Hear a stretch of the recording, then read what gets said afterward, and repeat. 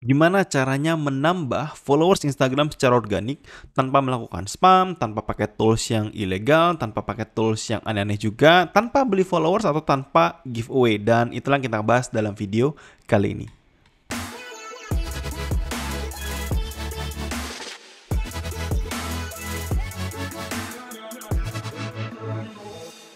Well, halo kembali lagi bersama saya Niko. Di video kali ini kita akan sama-sama belajar tentang topik yang boleh saya bilang cukup menarik karena kita akan bicara tentang gimana sih sebetulnya cara meningkatkan followers Instagram secara organik tanpa menggunakan metode-metode yang ilegal, tanpa pakai tools yang aneh-aneh, tanpa melakukan kayak follow unfollow, tanpa melakukan ya spam gitu ya, giveaway atau bahkan ya beli followers. Jadi benar-benar akan lebih banyak saya ajarkan gimana caranya mengembangkan secara organik yang akan langsung lebih pada penelitian, gimana cara mengembangkan dan strategi konten yang bisa dilakukan sama bisnis apa aja.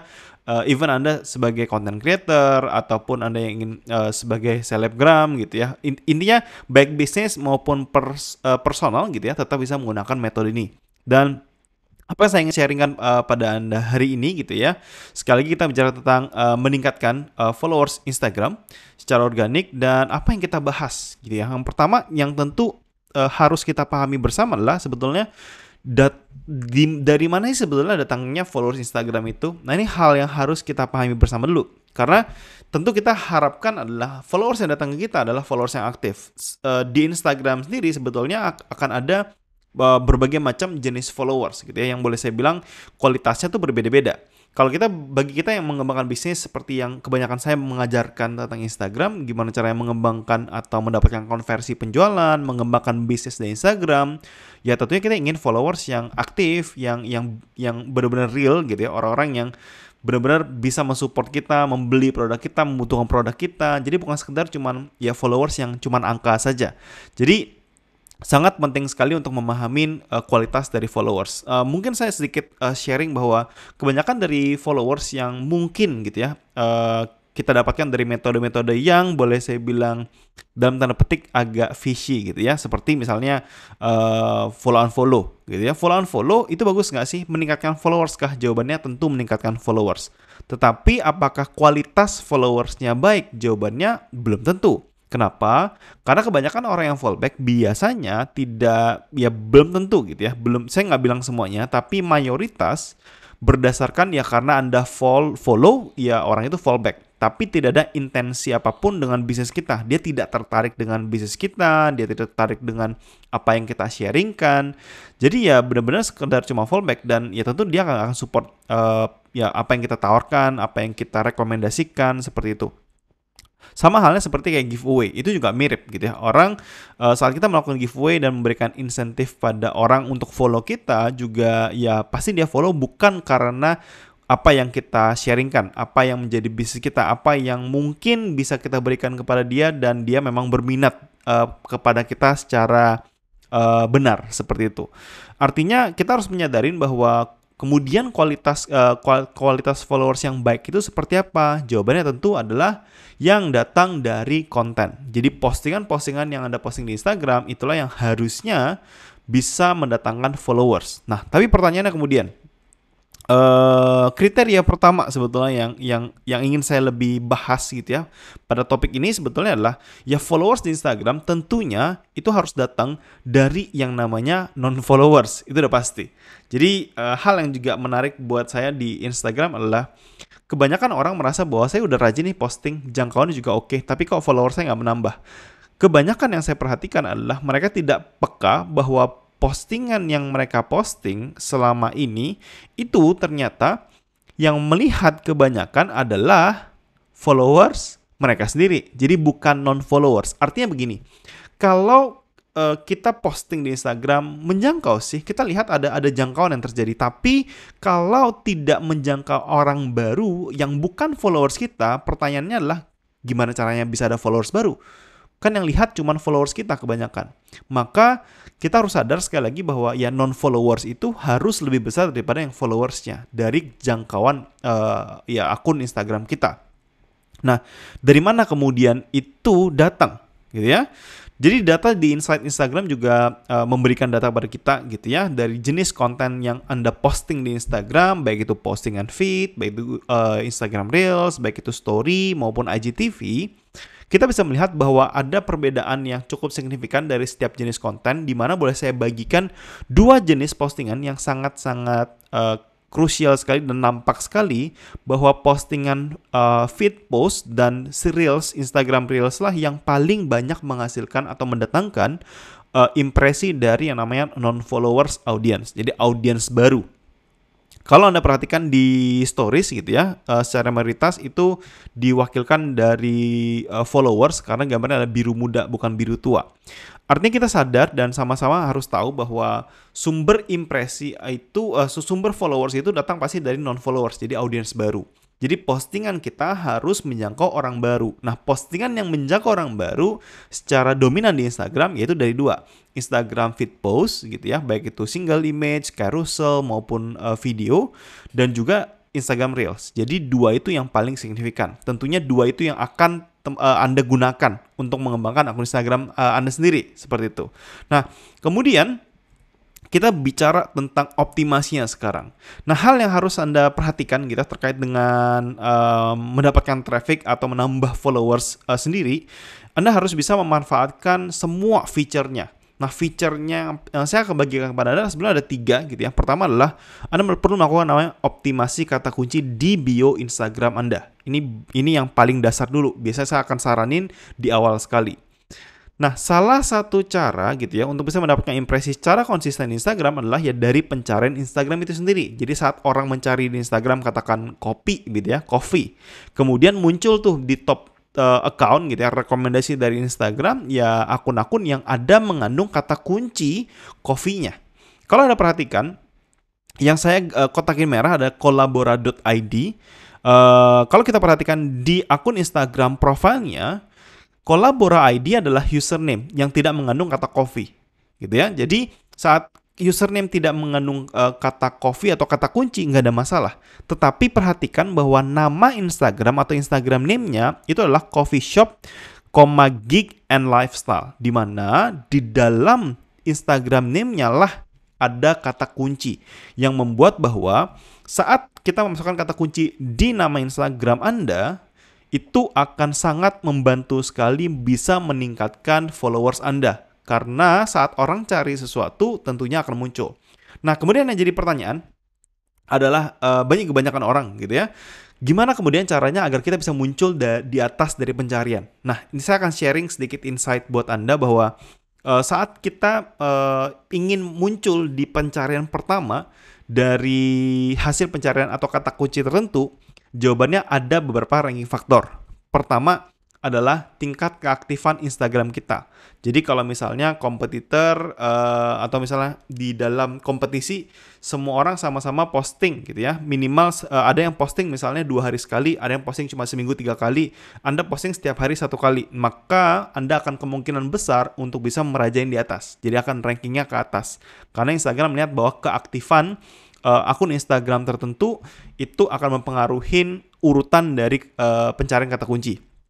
Nah, tetapi pertanyaannya kemudian, kalau misalnya semua dari kompetisi itu adalah mereka posting setiap hari, kemudian apa yang menjadi ranking faktor? Jawabannya adalah dari interaksi. Jadi dari rata-rata interaksi setiap postingan. Jadi dari katakan yang muncul ada 5 akun Instagram di posisi teratas dengan kata kunci tertentu.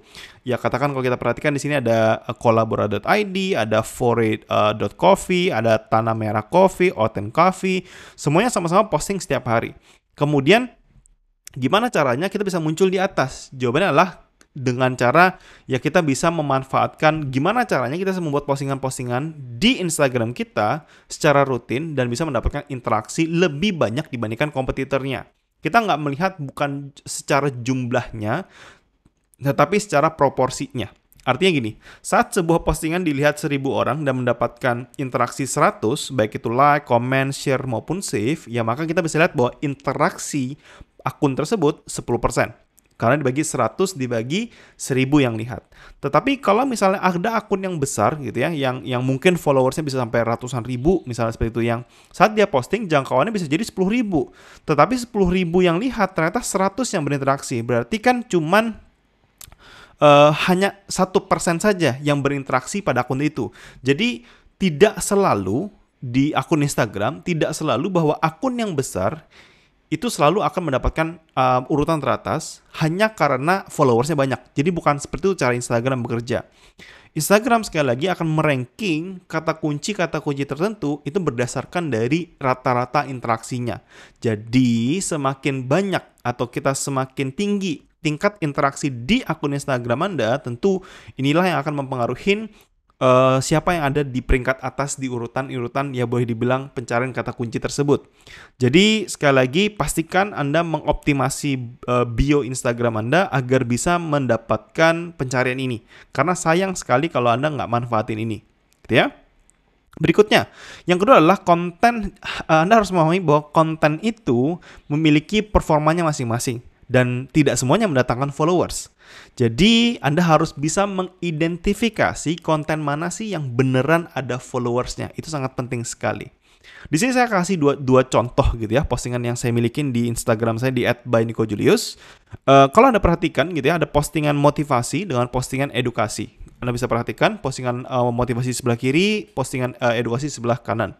Kalau kita perhatikan secara like-nya, postingan motivasi mendapatkan 25.000 like dan postingan edukasinya dapatin 18.000 like. Tentu di sini kita harus sepakat bahwa ya lebih bagus postingan motivasi gitu ya, karena like-nya banyak. Tentu interaksinya lebih banyak lagi. Nah, sampai di sini tentu ya kita sama-sama sepakat dengan hal itu. Ya, nah tetapi gimana caranya kita bisa melihat data di belakangnya? Itu yang lebih krusial, itu yang lebih penting. Kalau saya tampilkan data di belakang kedua postingan ini, ternyata kalau kita perhatikan postingan edukasi walaupun secara like jauh lebih sedikit daripada postingan motivasi, ternyata mendatangkan followers 9 kali lipat lebih banyak dibandingkan postingan motivasi. Walaupun sekali lagi postingan motivasinya mendapatkan lebih banyak jumlah likes. Nah, sampai di sini hal yang ingin saya tekankan adalah Anda harus bisa mengidentifikasi hal ini. Postingan mana sih sebenarnya yang benar-benar mendatangkan followers. Jangan hanya sekedar melihat banyak yang like, kemudian pasti mendatangkan followers. Pasti mendatangkan followers, masalahnya berapa banyak dan berapa efisien sebuah konten itu untuk kita. Kan tentunya Anda pengen saat kita membuat sebuah postingan di Instagram, tentu kita punya effort gitu ya. Kita saat kita mendesain sebuah konten, saat membuat sebuah postingan, tentu kita membayangkan bahwa ya effort itu selalu akan muncul kan. Ya sama aja kita buat konten apapun, ya pasti keluar tenaga, keluar waktu, keluar biaya, dan lain-lain. Ya artinya resource keluar. Maka tentu kita harus membandingkan kan, kita harus mengukur kan, postingan mana sih sebenarnya yang benar-benar mendatangkan followers yang signifikan untuk kita. Agar ya kita bisa menambah akun followers Instagram kita jauh lebih efektif, jauh lebih efisien. Sehingga apa yang kita lakukan di Instagram itu tidak boleh dibilang tidak buang-buang ya waktu seperti itu. Sehingga sekali lagi Anda harus paham bahwa menemukan konten yang ada followers atau mendatangkan followers itu sangat-sangat penting sekali. Dan titik yang paling penting adalah di bagian pembacaan datanya. Jadi baca data seperti ini itu sangat-sangat penting. Nah, baca data ini di mana? Ya Anda bisa lihat di view insight di masing-masing postingan seperti itu. Jadi itu yang harus Anda pahami. Nah, mungkin juga Anda bertanya, kira-kira berapa lama sih waktu yang ideal buat kita ngecekin postingan ini, apakah efektif, apakah tidak? Saya pribadi menyarankan ceklah 1 kali 24 jam, gitu ya, 1 kali 24 jam. Dan saya biasanya juga melihat kalau postingan itu 1 kali 24 jam bagus sekali performanya, saya akan ngecek lagi di hari ke-7, jadi seminggu setelahnya. Jadi itu yang saya pribadi lakukan. Dan kadang-kala kalau misalnya saya juga evaluasi 30 harian jadi 1 bulan, itu juga bisa menjadi dasar sebetulnya. Jadi kita akan mengevaluasi sebuah konten itu nggak cuma sekali, tapi bisa jadi weekly atau mingguan, bisa jadi juga bulanan. Tergantung dari rasa nyaman Anda ya mau posting seperti apa. Dari saya pribadi ada 3 opsi tadi. Oke, itu yang optimasi kita yang kedua. Dan yang ketiga adalah ini. Untuk bisa meningkatkan atau menambah followers di Instagram, tentunya Anda juga harus memahami bahwa ya Karena tadi kita sudah di depan sudah mengatakan, sudah berdiskusi bahwa datangnya followers tentu datangnya dari non-followers dulu gitu ya. Nah, non-followers itu adalah ya harus ada impresi, harus ada jangkauan dulu kan gitu ya. Kemudian ya kita harus memahami kan akhirnya sumber impresi konten di Instagram itu dari mana sih sebetulnya, agar kita tahu nih postingan itu sebetulnya akan memiliki penyebaran yang berbeda-beda kualitasnya. Kenapa saya bilang kualitas? Nah, di sini saya kasih beberapa contoh buat Anda. Ada beberapa jenis sumber impresi yang bisa Anda dapatkan di postingan feed Instagram. Sejauh ini baru ada feed Instagram. Instagram Reels masih belum ada. Saya yakin ke depan mungkin akan dimunculkan. Tetapi per sekarang, teman-teman, itu masih baru ada di content feed seperti itu. Ada 6 jenis sumber impresi yang umum gitu ya, yang umum yang bisa kita dapatkan. Pertama adalah home. Home atau beranda itu datangnya dari followers Anda. Jadi kalau misalnya followers Anda banyak, misalnya 10.000 gitu ya, biasanya bisa menjangkau sekitar ya 10.000 sampai 16.000 orang dari total followers. Memang kalau followers kita 100.000 nggak mungkin 100.000 orang yang lihat. Biasanya tuh ada di angka 5 sampai 25%. Itu angka normalnya sebetulnya. Jadi kalau Anda punya followers 10.000, ya jangan kebayang bahwa saat Anda posting pasti 10.000 yang lihat. Bukan seperti itu. Yang Anda bisa ekspektasikan ya mungkin sekitar 20%, katakan seperti itu. Rata-ratanya sih sebetulnya 15%. Jadi kalau 10.000 minimal jangkauannya adalah 1.500. Kalau misalnya 100.000 minimal jangkauannya 15.000. Jadi jangan pernah bayangkan followers itu semuanya akan lihat postingan Anda seperti itu. Nah, hal juga yang harus Anda perhatikan bahwa karena yang lihat dari kalau impresinya adalah home paling dominan dalam sebuah postingan, maka Anda harus tahu bahwa yaitu bukan non-followers. Karena ya home, impresi yang datangnya dari home gitu ya, itu pasti dari followers Anda. Berarti tidak mungkin ada sumber impresi baru kan? Tidak mungkin itu adalah followers bukan non-followers. Intinya seperti itu. Nah, yang lain seperti hashtag itu adalah non-followers. Jadi itu kenapa kita mengoptimasi hashtag di setiap postingan agar bisa mendapatkan impresi dari yang namanya non-followers. Jadi hashtag adalah atau tagar itu sangat baik buat Anda gunakan, terutama kalau ingin menjangkau orang baru. Jadi hashtag itu wajib dipakai kalau Anda ingin mengembangkan akun Instagram Anda atau ingin menambah followers Anda. Kemudian lokasi, walaupun saya pribadi merasa bahwa lokasi di Indonesia itu nggak terlalu signifikan ya memberikan impresinya, tetapi ya kalau memang Anda ingin manfaatkan ya tidak ada salahnya sih menurut saya. Jadi boleh digunakan, toh juga gratis dan ya cuman butuh 1-2 ya paling lama sekitar 5-10 detik menambahkan feature itu. Jadi nggak terlalu signifikan ya. Kemudian berikutnya adalah profile. Nah, profile itu biasanya datangnya bisa jadi dua ya.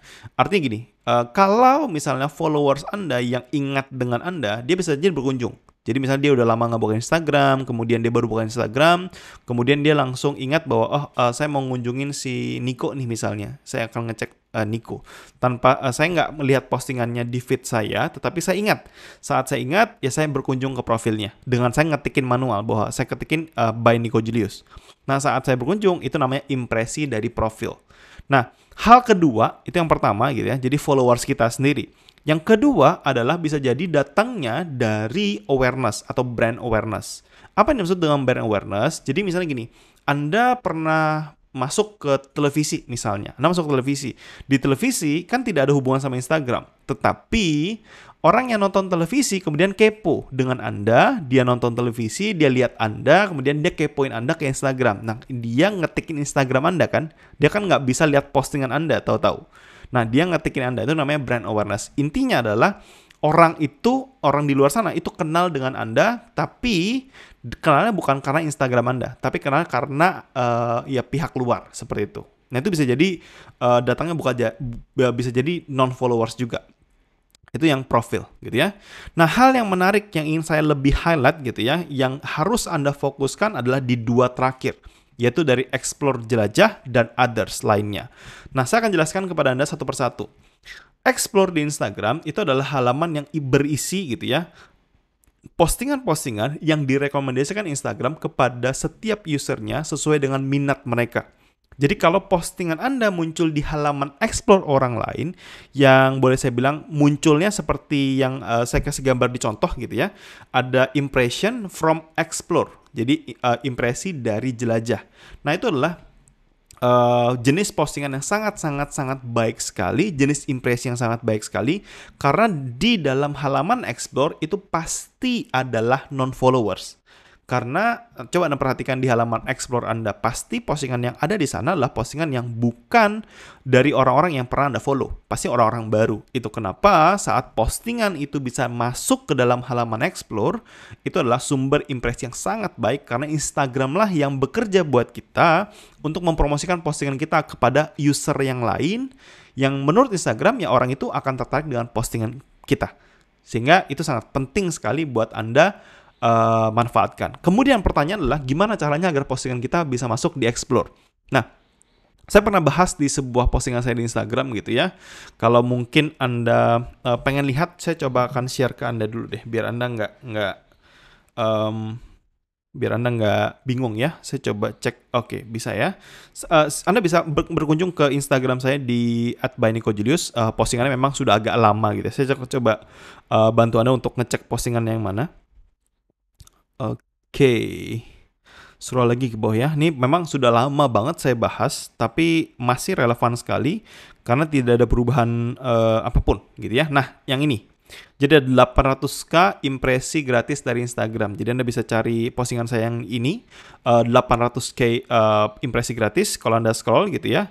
Anda bisa perhatikan bahwa postingan di Instagram gitu ya, yang saya dapatkan adalah secara dominan datang dari Explore. Kenapa? Nah, di sini saya juga membahas cara kerja explore yang saya dapatkan dari Instagram itu sendiri. Jadi Instagram merilis gitu ya, bahwa Instagram itu memiliki algoritma tersendiri untuk bisa meranking seperti apa sih explore bekerja. Sehingga kalau Anda perhatikan gitu ya, intinya teman-teman Anda bisa baca sendiri gitu tentang proses seperti apa. Saya jelaskan secara detail termasuk juga gambar-gambar yang saya dapatkan dari Instagram sendiri gitu ya. Tapi intinya seperti ini. Rumus pembobotan yang dilakukan yang digunakan Instagram untuk bisa mengukur apakah sebuah postingan itu layak masuk halaman explore apa tidak, itu dengan rumus seperti ini. Weighted like ya dikali dengan positive action dari like ditambah dengan weighted save dikali dengan positive action save. Artinya seperti ini. Pembobotan like dengan save itu ditambahkan dibagikan dengan negative action. Negative action itu biasanya kalau orang nge-tag postingan kita tuh mereka nggak mau lihat seperti itu.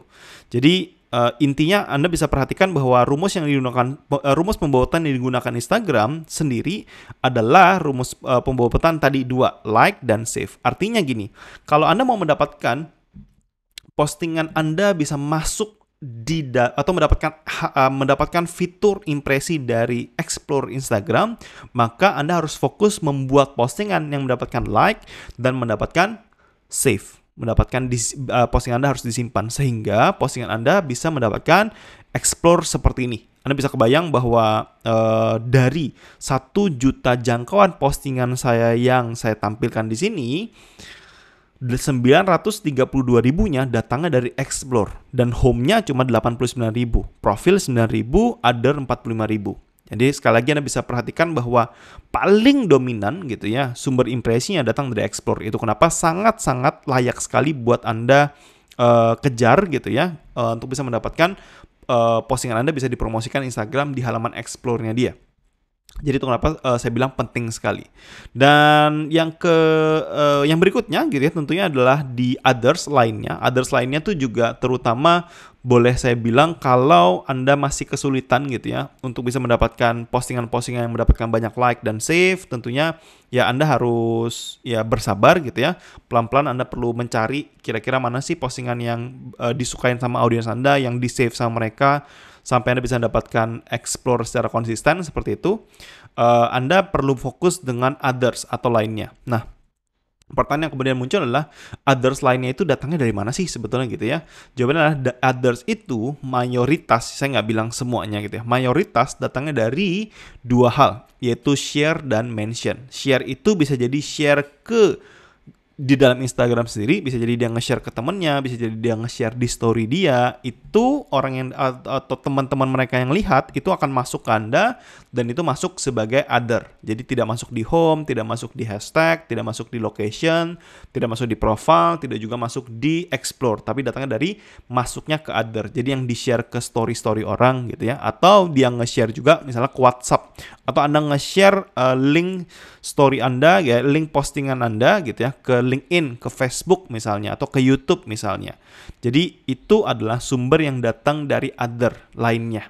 Nah, hal ini kalau kita bicara tentang explore adalah membuat postingan yang di-save orang.